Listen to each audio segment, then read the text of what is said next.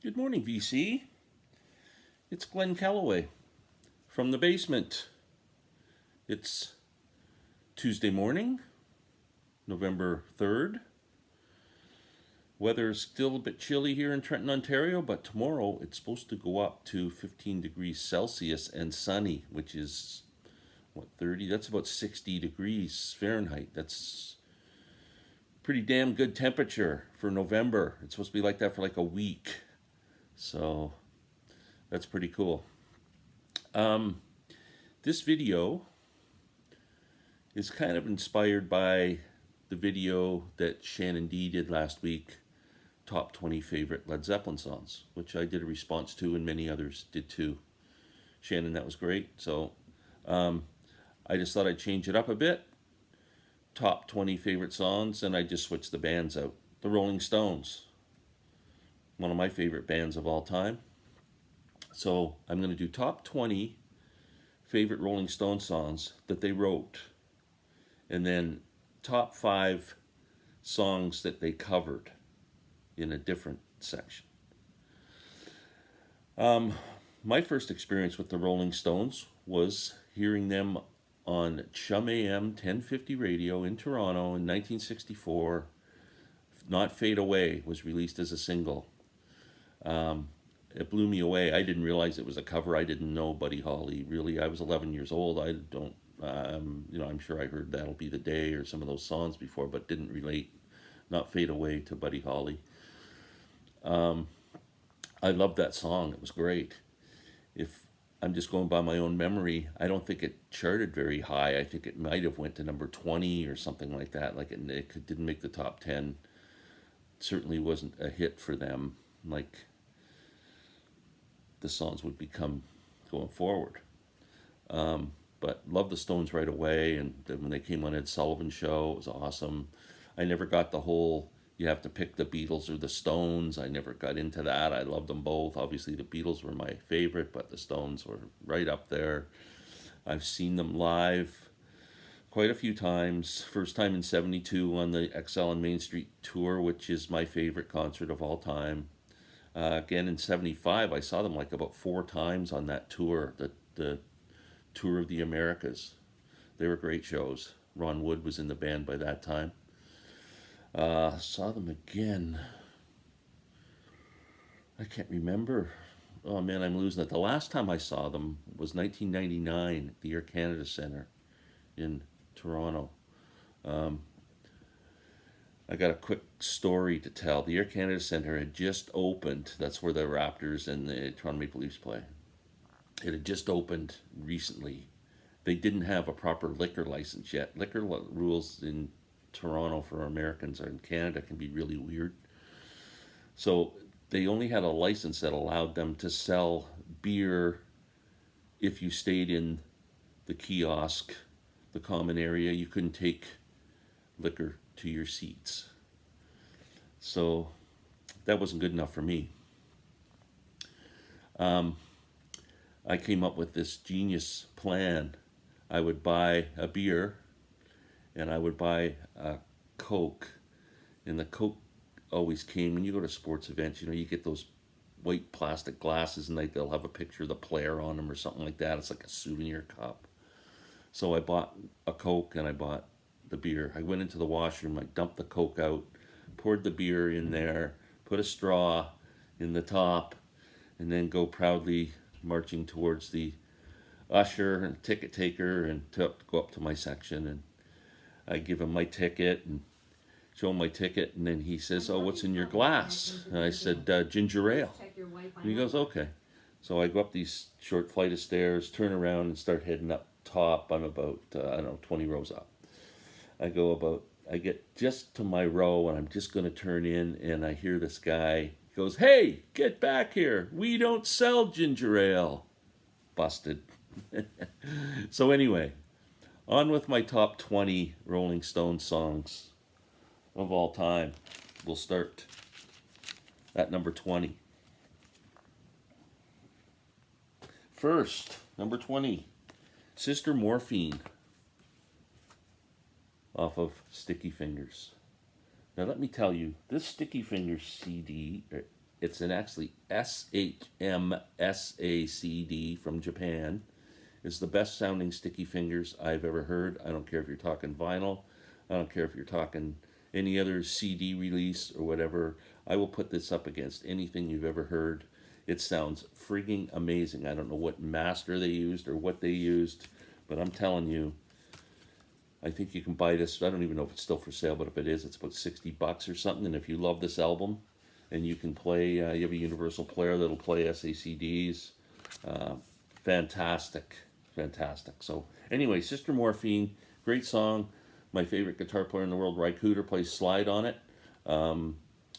Yeah, Sister Morphine, number 25. Number 24, we're going to stick with the same album. Wild Horses, great frickin' song. Wild Horses. Number 23. Okay, hold on a second. How organized am I here? Number 23 is the Rolling Stones Now, which I didn't bring, but I do have the British. Oh, there it is. Rolling Stones Now, Heart of Stone. Love that song. This is my favorite early Stones album, by the way. Great album. Yeah, Heart of Stone. Okay. Number 17, I'm sorry, is 19th Nervous Breakdown. Great single. Was never put on an album. First time it appeared on a long player. High Tides and Green Grass. The first Rolling Stones hits album, and my favorite Rolling Stones hits album. Okay, next song is off of December's Children. As Tears Go By. Now, Jagger and Richards wrote this song. Supposedly they were kind of embarrassed by it, and that's why they gave it to Marianne Faithfull, who did a beautiful job of it. And but I love the Stones version of it. It's great. They had nothing to be embarrassed about. Great song. Okay, next, from my favorite Rolling Stones album, Rip This Joint, Exile on Main Street. Just love when they do that song live. I love the sax when it comes in on that song. It's freaking incredible. Rip This Joint. Next is a singles only release. Is Honky Tonk Woman. It's on this Stray Cats comp that came with the mono set. Country Honk was on. Let It Bleed. That's as close as they got. But Honky Tonk Woman, another song they do fantastic live. Next, from the amazing Let It Bleed, the title track, Let It Bleed. Love that song. Johnny Winter does a great cover of that on his Still Alive and Well album too. Let It Bleed. That's number 13. Number 12. The Last Time. From Out of Our Heads. The Last Time. Great guitar part. Love that. What a great riff. Keith Richards is a riff machine. Last Time. Back again to my favorite Stones album. Another song they do great live. All Down the Line off of Exile on Main Street. Okay, now we're down to the top 10. We're going to go my second favorite Stones album. The opening track, Sympathy for the Devil. What a great song that is. I remember the first time hearing that and buying that album. But it wasn't this cover, it was that white cover with the kind of just the fancy writing on the front that said Rolling Stones Beggars Banquet. Yeah, friggin' great opening track and just a classic song. Number 9 from US version of Aftermath, Paint It Black. Love that song. Eric Burdon and the Animals did a great cover of that too. Paint It Black, great song. Number 8, also from Beggars Banquet, No Expectations. I love Acoustic Stones. I think they do a freaking great job doing those kind of songs, but No Expectations is killer track. Okay. This is a song that showed up on 2 albums. I can find them here. Lady Jane. Love Lady Jane. It was on Flowers, and it's on Aftermath. Lady Jane. Okay, next, back to Sticky Fingers. We're back to Sticky Fingers. Where the hell it went, I don't know. There, no. It's here somewhere, fans.